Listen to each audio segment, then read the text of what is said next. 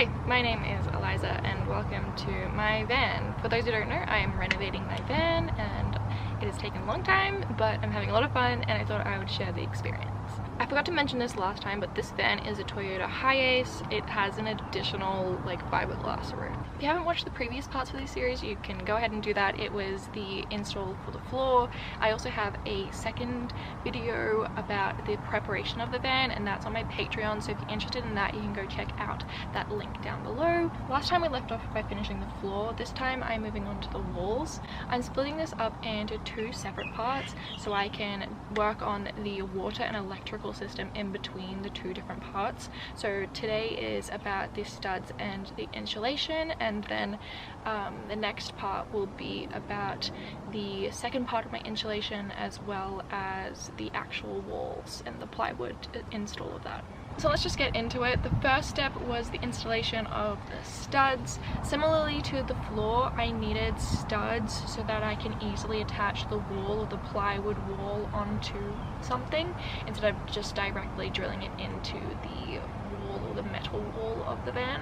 I got two thicknesses of each stud. I got a thicker stud for the roof because it is a bit of a thinner material. It's a fiberglass, and I wanted to have a little bit more thickness so that I could attach more insulation in the roof. So I did lose a little bit of space on the roof, but ultimately that will mean that the air and environment inside the van will be much better insulated, so I think it's a little bit of a plus. And obviously the studs for the walls were a little bit thinner because I don't want to lose too much space, and there was a little bit more ability to stuff in the walls already with the insulation that I had.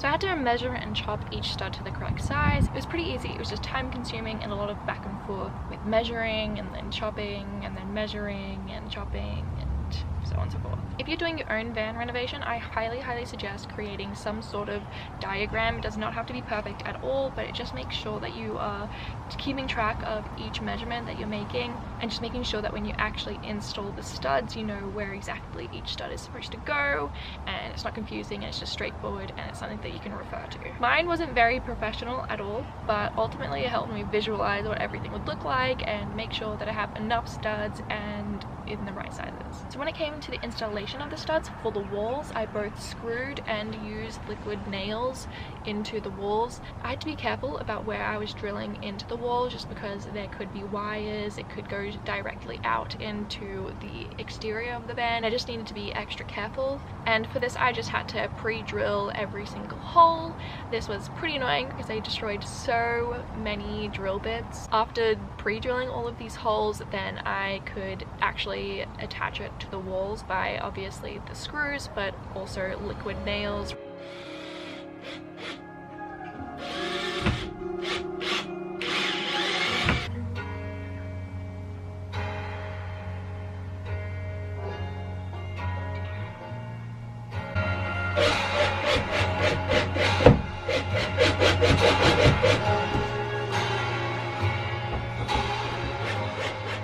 Because the roof is made out of fiberglass and there's no metal framing, I had to only use liquid nails, and this was just with extra strength liquid nails. It really does seem to do the job, and that is something that you can do just for the walls, but the screws definitely made it a lot easier for it to stay in place as well. It just really makes it flush with the metal or flush with the walls.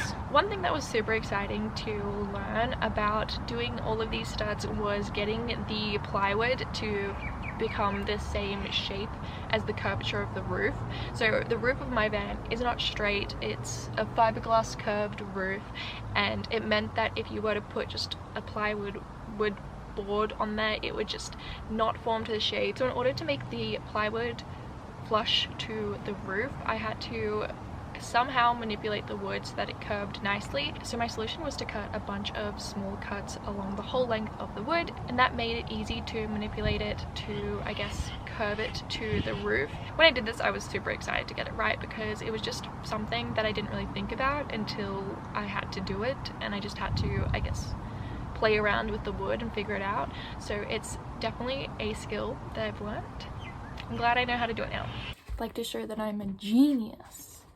Oh, okay. I had to cut little thingies in here. Ready? This would be embarrassing if it breaks, but... What? It bends?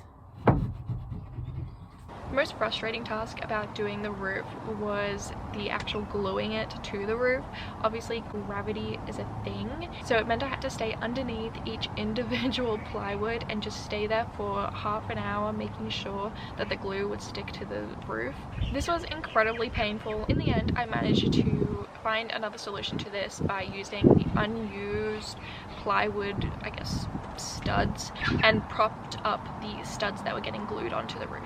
After the studs were installed, I can move on to the insulation, but before I get into this, I had a couple of smaller things that I had to do before completely installing all of the insulation.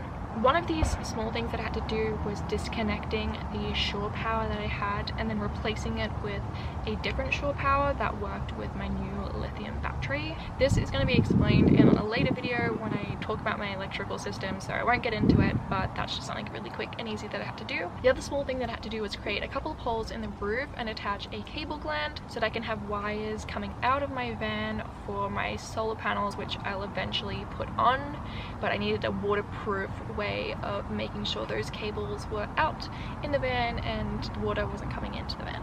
Today I'm installing a cable gland. This is your cable gland here. This is going to go onto the exterior of the van. I have some MC4 connectors, I think that's what they're called. They are these types of connections. These are supposed to go onto your solar panels. I'm not installing the solar panels yet. For now, it's just connecting this bad boy onto the roof. And then I will have to feed this very, very long extension cord for the MC4 connectors into this and basically just tighten it, and that will be nice and water resistant or waterproof. So I have a couple of tools that I'll be using. I'll be using a drill. I'm just going to use a drill bit into the roof of the van and create 2 holes for each wire that will go through these cable glands. It honestly only needs to be this thick, but it'll just be excessive. I'll also be using 3 types of adhesive just because I really don't want any water to get through, because that would just ruin my entire everything.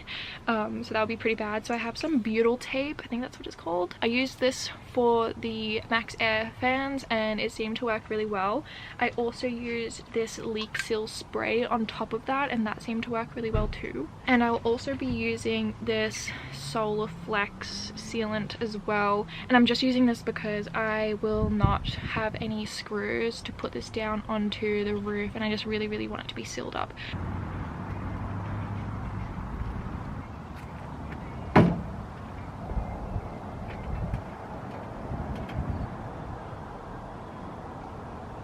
There's going to be a solar panel over here and there's also going to be a solar panel at the top here. I need to make sure that the cords that the solar panel gives me will reach.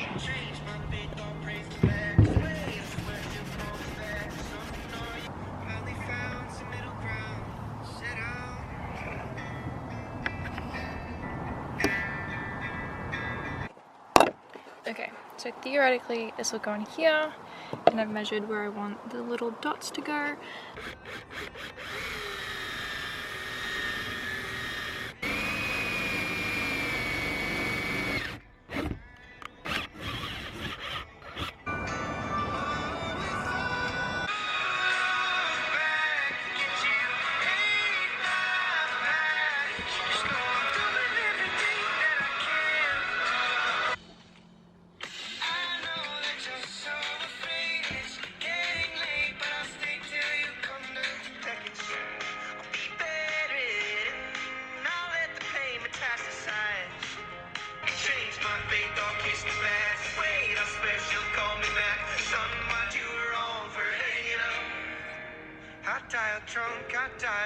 I die for you.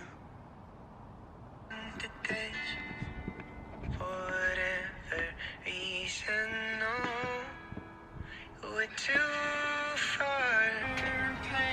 In pain, no space. Forgot, soda, said time to now.